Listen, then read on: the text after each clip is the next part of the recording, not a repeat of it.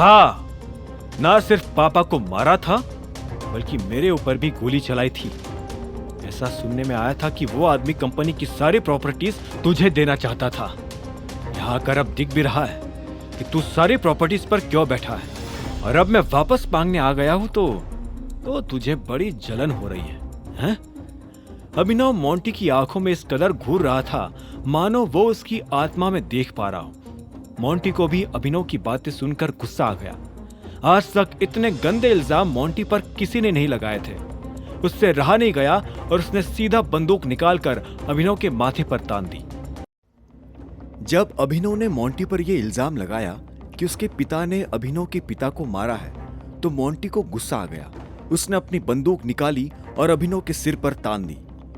Monty की सांसें गुस्से में बहुत तेज चल रही थी, लेकिन इससे पहले कि मोंटी अभिनव पर गोली चलाता, अभिनव खुद आगे आ गया और उसकी बंदूक की नली पकड़कर बोला, चला गोली, चला। तू और तेरा बाप बस यही कर सकते हैं, धोखा, गद्दारी, फरेब। Shut up, just shut up. बस अब चुप हो जा टाइगर। तू जो भी इल्जाम मेरे पिता पर लगा रहा है वो गलत है। वो दोनों तो दोस्त थे, ऐसा हो ही नहीं सकता। मोंटी का जवाब सुनते ही अभिनव को और भी गुस्सा आ गया। मैं इतने सालों तक जो भटका हूं ना, वो सिर्फ तेरे बाप की वजह से ही है। वो तो कुछ दिनों पहले किस्मत से मेरी मुलाकात अकरम से हो गई और फिर मुझे पता चला कि मैं असल में था कौन। इतने सालों तक तू मेरी प्रॉपर्टी पर ऐश करता आया है, भूलना मत। अभिनव और भी बहुत कुछ कहना चाहता था, लेकिन उसने अपने आप को काबू किया। उसे पता था कि अगर यह बहस थोड़ी और चली तो वो मोंटी की यहां पर जान भी ले सकता था।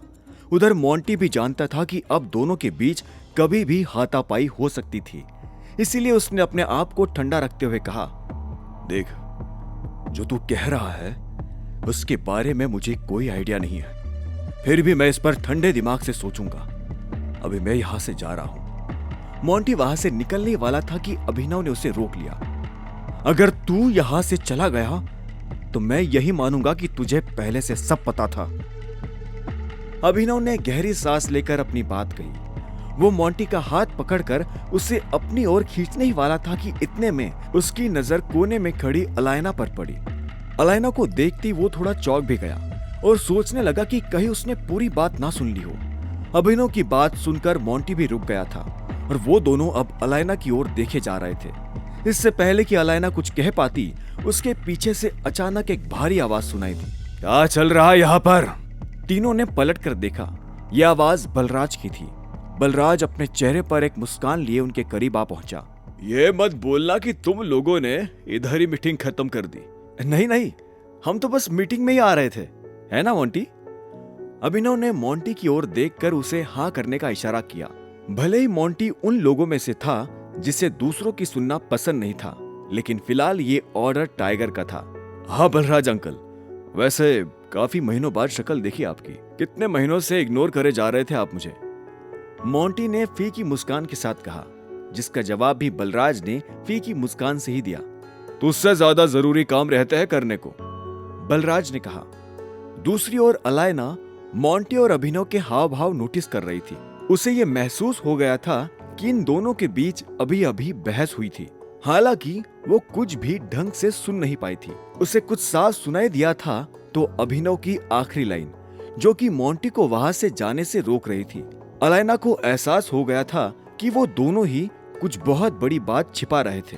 चले, अभी मीटिंग स्टार्ट होने वाली होगी, अभिनव ने कहा और बाकी तीनों लोगों की ओर देखा। उसके एक बार कहने पर ही तीनों मीटिंग के लिए निकल पड़े। एक बड़ा गेट खोलकर उनकी एंट्री गेस्ट रूम में हुई, जो कि किसी आम घर के साइज से भी बड़ा था। ऊपर लगा झूमर, राजा महाराजाओं जैसी कुर्सियां, जगह जगह महंगे डेकोरेशंस, ये सारी चीजें अभिनव को बार बार एहसास करवा रही थी कि वो कौन था।